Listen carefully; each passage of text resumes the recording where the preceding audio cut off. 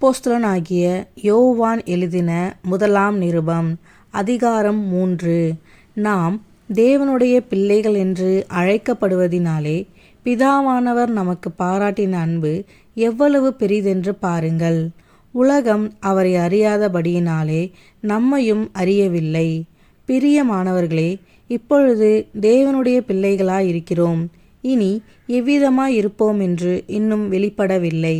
ஆகிலும் அவர் வெளிப்படும்போது அவர் இருக்கிற வண்ணமாகவே நாம் அவரை தரிசிப்பதினால் அவருக்கு ஒப்பாயிருப்போம் என்று அறிந்திருக்கிறோம். அவர் மேல் இப்படிப்பட்ட நம்பிக்கை வைத்திருக்கிறவனும் அவர் சுத்தமுள்ளவராயிருக்கிறது போல தன்னையும் சுத்திகரித்து கொள்ளுகிறான்.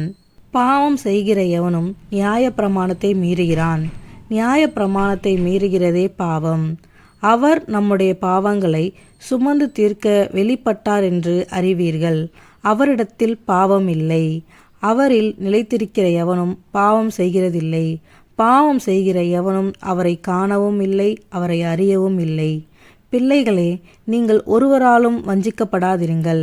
நீதியை செய்கிறவன் அவர் நீதியுள்ளவராயிருக்கிறது போல தானும் நீதியுள்ளவனாயிருக்கிறான்.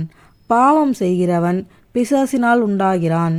ஏனெனில் பிசாசானவன் ஆதி முதல் பாவம் செய்கிறான். பிசாசினுடைய கிரியைகளை அழிக்கும்படிக்கே தேவனுடைய குமாரன் வெளிப்பட்டார். தேவனால் பிறந்த எவனும் பாவம் செய்யான். ஏனெனில் அவருடைய வித்து அவனுக்குள் தரித்திருக்கிறது. அவன் தேவனால் பிறந்தபடியினால் பாவம் செய்ய மாட்டான். இதனாலே தேவனுடைய பிள்ளைகள் இன்னாரென்றும் பிசாசின் பிள்ளைகள் இன்னாரென்றும் வெளிப்படும். நீதியை செய்யாமலும் தன் சகோதரனில் அன்பு கூறாமலும் இருக்கிற எவனும் தேவனால் உண்டானவன் அல்ல. நாம் ஒருவரில் ஒருவர் அன்பு கூற வேண்டும் என்பதே நீங்கள் ஆதிமுதல் கேள்விப்பட்ட விசேஷமாயிருக்கிறது. பொல்லாங்கானால் உண்டாயிருந்து தன் சகோதரனை கொலை செய்த காயினை போல் இருக்க வேண்டாம். அவன் எதி நிமித்தம் அவனை கொலை செய்தான்? தன் கிரியைகள் பொல்லாதவைகளும் தன் சகோதரனுடைய கிரியைகள் நீதியுள்ளவைகளுமாயிருந்தது நிமித்தம்தானே. என் சகோதரரே, உலகம் உங்களை பகைத்தால் ஆச்சரியப்படாதிருங்கள். நாம் சகோதரரிடத்தில் அன்பு கூறுகிறபடியால் மரணத்தை விட்டு நீங்கி ஜீவனுக்குட்பட்டிருக்கிறோம் என்று அறிந்திருக்கிறோம். சகோதரனிடத்தில் அன்பு கூறாதவன் மரணத்திலே நிலை கொண்டிருக்கிறான். தன் சகோதரனை பகைக்கிற எவனும் மனுஷ கொலைபாதகனாயிருக்கிறான். மனுஷ கொலைபாதகன் எவனோ அவனுக்குள் நித்திய ஜீவன் நிலைத்திராது என்று அறிவீர்கள். அவர் தம்முடைய ஜீவனை நமக்காக கொடுத்ததினாலே அன்பு இன்னதென்று அறிந்திருக்கிறோம்.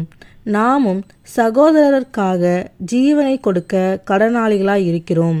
ஒருவன் இவ்வுலக ஆஸ்தி உடையவனாயிருந்து தன் சகோதரனுக்கு குறைச்சல் உண்டென்று கண்டு தன் இருதயத்தை அவனுக்கு அடைத்து கொண்டால் அவனுக்குள் தேவ அன்பு நிலை கொள்ளுகிறதெப்படி? என் பிள்ளைகளே, வசனத்தினாலும் நாவினாலும் அல்ல, கிரியையினாலும் உண்மையினாலும் அன்பு கூற கடவோம். இதனாலே நாம் நம்மை சத்தியத்திற்குரியவர்கள் என்று அறிந்து நம்முடைய இருதயத்தை அவருக்கு முன்பாக நிச்சயப்படுத்தி கொள்ளலாம். நம்முடைய இருதயமே நம்மை குற்றவாளிகளாக தீர்க்குமானால் தேவன் நம்முடைய இருதயத்திலும் பெரியவராயிருந்து சகலத்தையும் அறிந்திருக்கிறார். பிரியமானவர்களே, நம்முடைய இருதயம் நம்மை குற்றவாளிகள் என்று தீர்க்காதிருந்தால் நாம் தேவனிடத்தில் தைரியம் கொண்டிருந்து அவருடைய கற்பனைகளை நாம் கைக்கொண்டு அவருக்கு முன்பாக பிரியமானவைகளை செய்கிறபடியினால் நாம் வேண்டிக் கொள்ளுகிறது எதுவோ அதை அவராலே பெற்றுக்கொள்கிறோம். நாம் அவருடைய குமாரனாகிய இயேசு கிறிஸ்துவின் நாமத்தின் மேல் விசுவாசமாயிருந்து அவர் நமக்கு கட்டளையிட்டபடி ஒருவரில் ஒருவர் அன்பாயிருக்க வேண்டும் என்பதே அவருடைய கற்பனையாயிருக்கிறது. அவருடைய கட்டளைகளை கைக்கொள்ளுகிறவன் அவரில் நிலைத்திருக்கிறான், அவரும் அவனில் நிலைத்திருக்கிறார். அவர் நம்மில் நிலைத்திருக்கிறதை அவர் நமக்கு தந்தருளின ஆவியினாலே அறிந்திருக்கிறோம்.